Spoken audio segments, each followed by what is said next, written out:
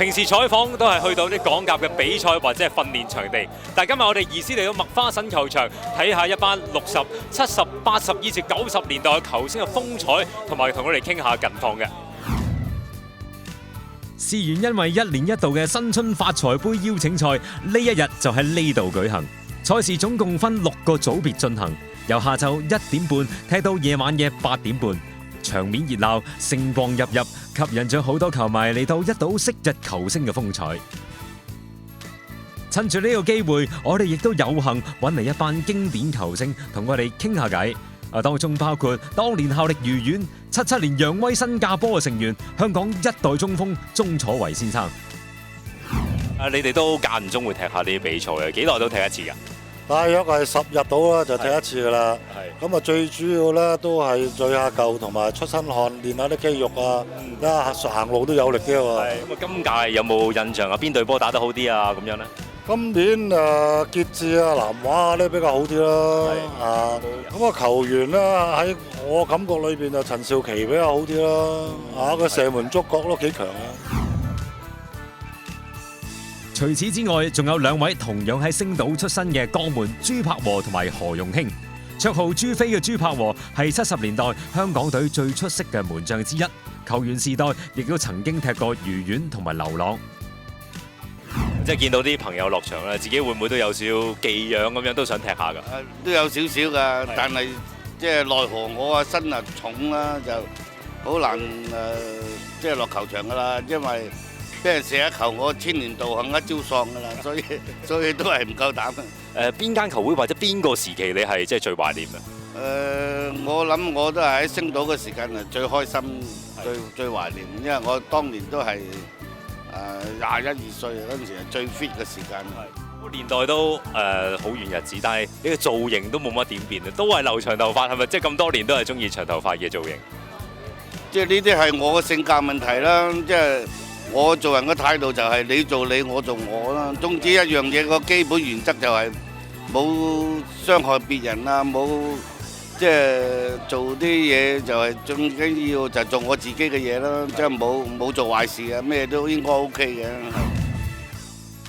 比起朱飛稍遲出道嘅何容興，曾經效力過精工、江華、南華等等球隊，當年更加因為擅長救12碼而有救12碼王嘅美譽，絕對係殿堂級嘅球星啊！出嚟就都係多數喺出嚟踢多，好少話守翻龍門喎。係啊，我退休之後就好少打龍門。而家嘅本地龍門你有啲咩評價咧？暫時都係葉鴻輝，因為打得多，個信心強啲。同埋晨曦嗰個就身形好。講翻比賽，先有65歲組嘅決賽，由星島元老對永利。星島元老大部分都係60、70年代嘅名宿，包括有當年嘅鐵衛霍柏寧、李炳德、麥天富同埋現時標準流浪助教炳哥陳鴻平。除咗球員個個都粒粒皆星之外，年屆71歲嘅教練張子岱亦都係60、70年代叱咤香港球壇嘅前鋒。60年代初期更加遠赴英國，加盟當時頂級聯賽隊伍黑池，成為一時佳話。咁啊，知道啊，香港今日亦都係作為咧星島元老嘅教練喎。其實你會點樣部署呢場比賽啊？有咩教練咧？呢啲七人賽就係大家唔好即係盡量唔好俾失波咯，大家去幫手啦。即係你話點樣教，個個都自己做得教練嘅。有冇睇開啲本地波？對今屆或者而家香港個情況，你覺得點樣啊？即係反而喺電視睇634台睇到啊，已經係基本上仲好過喺現場睇啦，即係可以睇晒成場波形勢。你而家都好少會親身落場喎，都係喺場邊即係傾下偈啊，做下指揮咁嘅啫，係嘛？係啊，因為年紀大啦，落去踢危險啦，尤其是呢啲地啦，草地都唔緊要啦，即係通常都係出嚟喺場邊猜下波好過啦，即係比較上出嚟睇下啲舊隊友踢下波好過啦。雖然兩隊球員都已過花甲之年，但係仍然寶刀未老，功架十足。結果永利以3-0取勝奪得冠軍。緊接上演嘅係60歲組，有建聯對巴斯基。建聯擁有香港告魯夫之稱嘅盧福興，第一屆香港足球先生得主梁能仁，同埋7、80年代香港隊主力後衞踢過南華同埋愉園等勁旅嘅陳世九。幾耐會同啲老友聚頭啊？而家家下差唔多1個月有4、5次到咯，大家即係聚下踢下波咁啊，食下飯。咁啊，都知你早年咧，好似都有去英國嗰邊喎。而家其實個生活係點樣？會唔會真係兩地兩邊走咧？就我都移民咗英國都有成13、14年啦，即係一退休咗之後就過去咁咯。咁啊，有冇邊場戰役係最難忘咧？都有咩啊？7、5年啦，就對北韓嗰次咧就差唔多由8點打到11點幾，即係我諗算長紀錄㗎啦，都算。即係由差唔多要踢到射10碼，踢到11點幾咯，即係比較即係誇張啲啊。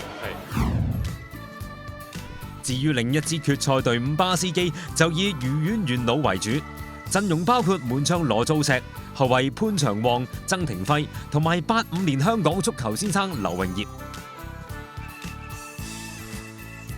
今場比賽雙方殺得難分難解，要以互射9碼定勝負。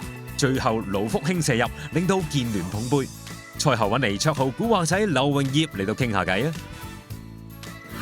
而家個近況係點樣啊？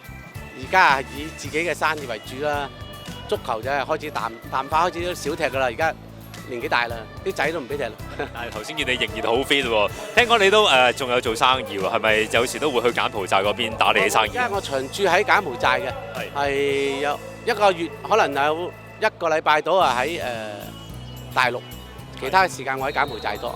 幾邊走喎？即係柬埔寨國內同香港幾邊走？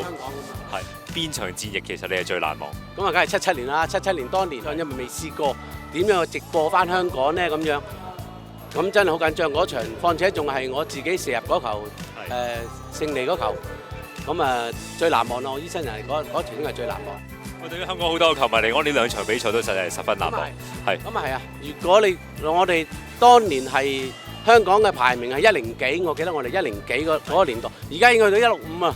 咁嗰個跌幅係幾大，真係幾大。